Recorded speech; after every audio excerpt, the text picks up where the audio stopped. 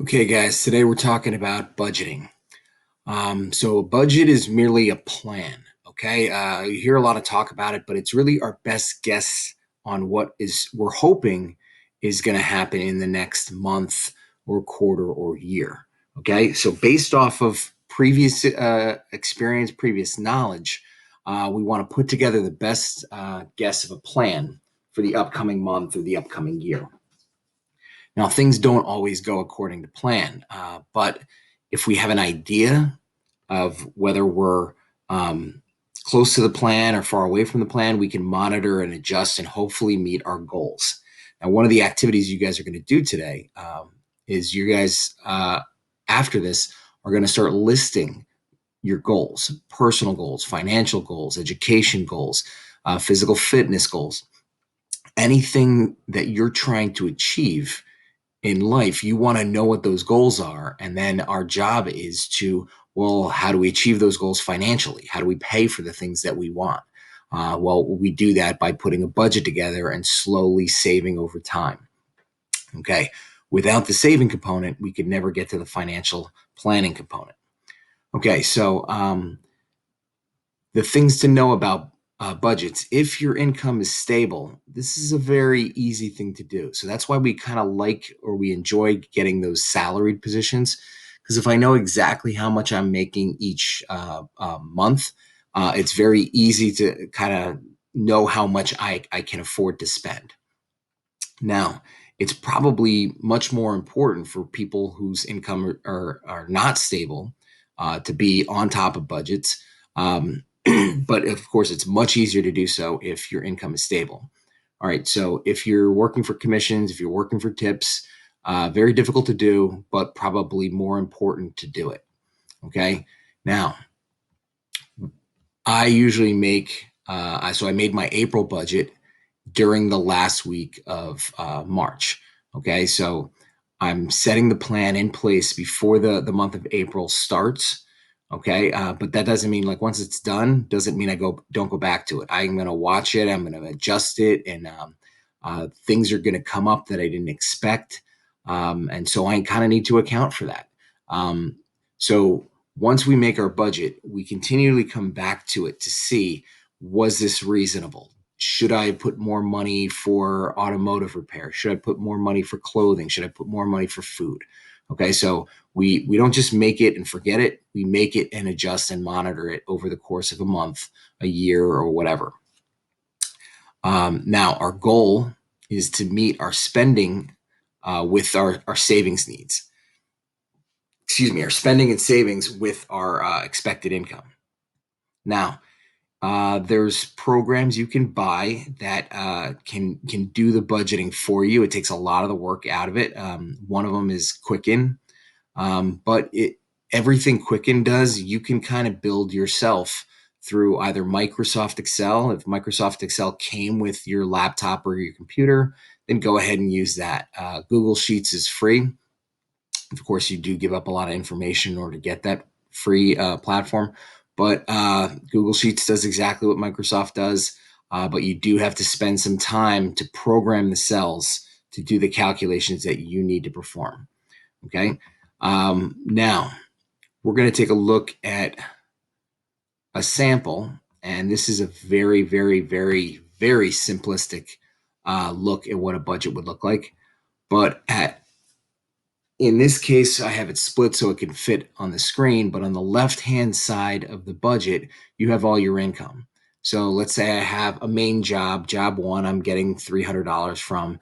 A second job, I get $15 from. I know that doesn't pay well, but anyway. And then from other unearned sources, I get an additional $40. So the job in a budget is if $355 came in, $355 has to go out. Okay, so now where it's going to go to, and what I mean by coming in, it's coming into my checking account, and now it's got to have a purpose. It's got to go out somewhere. That could either go out to an expense like rent, my electric bill, my internet, any fines I have. Okay, but I'd prefer it to go to savings. But either way, savings is actually viewed as an expense because it's money that's leaving your checking account. Okay, any money that's leaving my checking account goes on the expense side.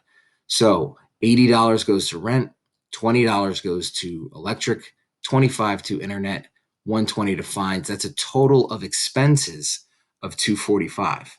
So 355 came in, 245 goes out to expenses. The remaining $110 is going to go out towards your savings account.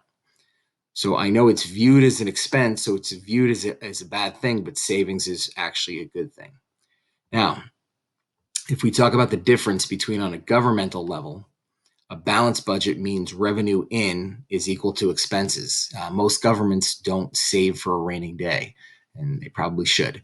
But that's what they view as a balanced budget.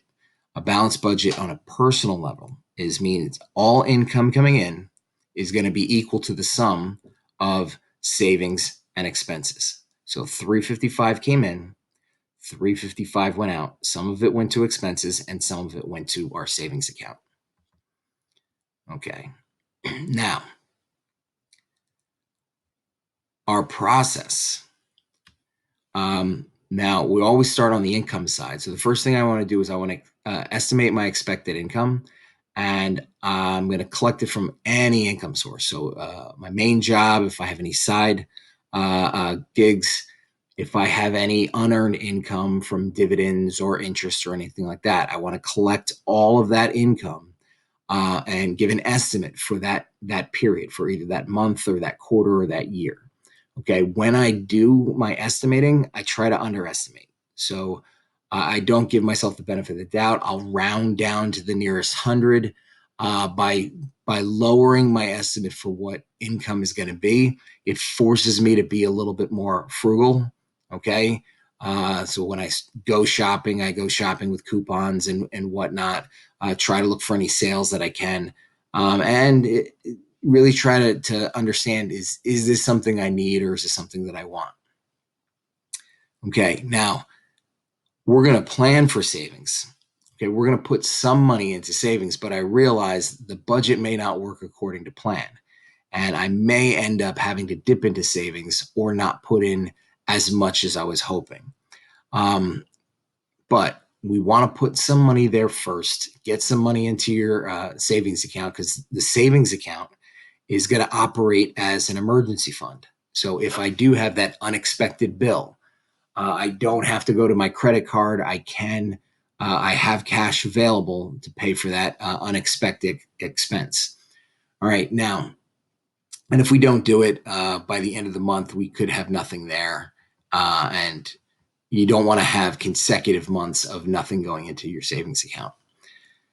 All right, now our expenses, we break these down into two categories, and it's like an inverse to the income. I try to overestimate my expenses. I'm going to round up to the nearest 10, or in some case, the nearest 100, just to, again, force myself to be a little frugal. It also sets myself with a goal. And my job is I want to try to come in at the end of that month underneath that number. Okay, but once again, in expenses, they're broken down into two categories: variable expenses and fixed expenses. Variable expenses go up and down for any rhyme or reason during the course of a month. So, like your food bill, your clothing bill, entertainment, gas. Some months you just drive a little bit more, or the price of the pump went up. Sometimes food bills a little bit higher, as you might have holidays that you're entertaining, Thanksgiving, Christmas, things like that. Clothing, your old wardrobe needs to be updated, or winter clothes into summer clothes. Entertainment, sometimes we just got to go out every now and again. So that can vary from month to month. So I always, even if I'm not going to the movies or anything like that, or really putting too much into entertainment, I'm going to put something in the category just in case. Now, for fixed expenses, they don't change, and that's because we signed a contract. So if my rent, I signed a lease. So if that lease was for 1 year, my rent payment will not change from month to month for that entire year. My mortgage is a 30-year fix, so the mortgage payment doesn't change for 30 years. um, even though the taxes and insurance could change. Insurance, car payments, cable bill, phone bill, most of those stay pretty standard because we signed an agreement, we signed a contract.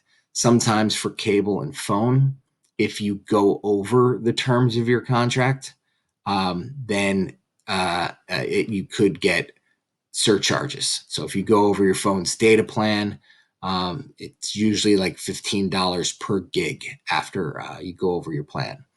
Now, there's always going to be surprises on the expense side of the budget. You know, you could have car trouble, traffic tickets, medical concerns, and things like that.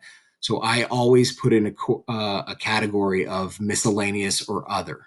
Okay, these are just things that I didn't plan for. So I want to put that in the budget as well. Now, the last step is going to be we're going to balance the budget. We're going to find the total income, and all the money that comes in for that month needs to go out. And it's first going to go out to total expenses, and whatever is left over is going to go out into your savings account. So it's going to be completely balanced. What comes in is equal to what goes out, and what comes into my checking account it is equal to what goes out to savings or out to pay a bill. Okay, now we're going to do a little budget analysis. So at the end of the month, so let's say the month of April closes, okay, I would then get all my statements from banks, from credit card companies and things like that, and I would look to see what was my plan, and then how far off was I from what I expected. So we're going to have a variance. We pretty much always have variances, but we'd like to keep our variances as small as possible. But a variance is the difference between what I planned to earn and what I actually earned, and or the difference between what I planned to spend and what I actually spent. Okay. Now there's going to be a dollar variance, and that's going to be nice and easy. But then we also want to take a look at percent variance. So percent variance is the variance compared to what I had planned, what I had budgeted. So in an example like this, I was planning income of $120, but and when the week went by, I actually only made 110. So the dollar variance, well, since I earned less than what I was planning, it's a negative dollar variance. Okay, if I earned more than what I actually budgeted, it would be a positive dollar variance. But this one was less than we expected, so that hurt a little bit. So that's a negative. So negative $10 variance, but percent variance is, well, how big was this variance compared to what I was budgeting? Okay, so negative $10 compared to 120, negative 10 divided by 120 is a negative 8% variance. Usually single digit variances are not anything to be concerned about. If you have a variance that's large, you want to reevaluate your estimates going forward, saying, hey, I keep having this negative variance in this category. Maybe I need to adjust what I'm planning for that month.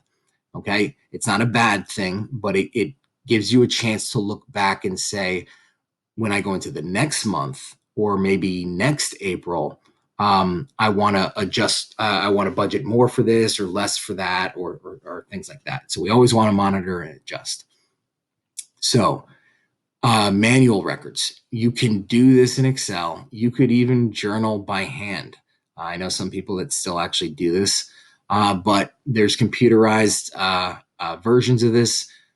Quicken, again, you have to pay for. Microsoft Money is a platform you can pay for as well. It's good on a desktop or a laptop.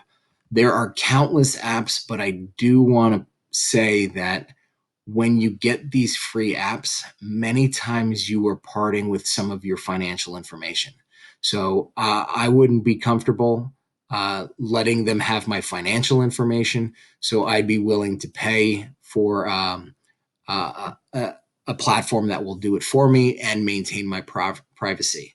Now I use Quicken because Quicken is can be linked to TurboTax. So many times when I'm doing my taxes, I can upload all the information from Quicken into TurboTax very quickly and very efficiently.